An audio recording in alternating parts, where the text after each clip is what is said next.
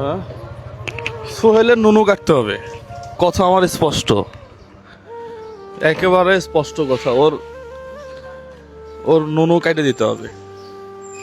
এই যে রাইসা মেয়েটাকে ধর্ষণের পরে গলা কাটা, হাত কাটা, পা কেটে একটা বালতির মধ্যে নিয়ে বুড়িগঙ্গার জলে ভাসায় দেওয়ার পরিকল্পনা করা, ওর নুনু কাটতে হবে। বিশ্বাস করেন, আসিয়ার কথা মনে আছে আপনাদের? আজকে থেকে প্রায় আরো বছর খানিক আগের কথা।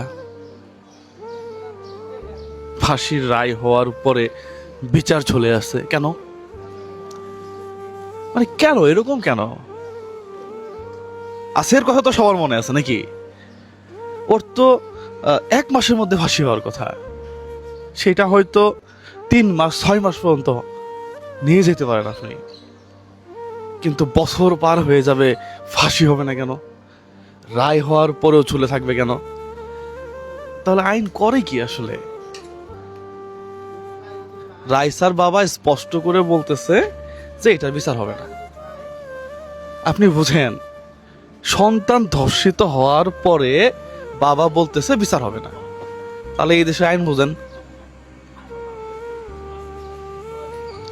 জনসম্মুখে ওর নুনু কেটে দিতে হবে, এবং সেটা 3 থেকে 6 মাসের মধ্যে। এই যে 95% মুসলিমের দেশে আমরা সবসময় দাবি করি না, ধর্মভীরুতার দেশ।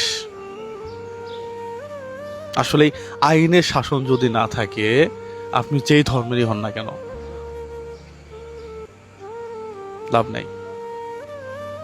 আপনি চীনের দিকে তাকান না, 250 কোটি মানুষের দেশে কয়টা ধর্ষণ হয়? কোনো খবর আছে? কোনো খবর নাই। ধর্ষণের কোনো খবর নাই। ওদের দেশে মদ ওপেন, ওদের দেশে নারী ওপেন, অবাধে চলাফেরা করতেছে, গায়ে ওন্না নাই, কিচ্ছু নাই। কই ধর্ষণ আছে?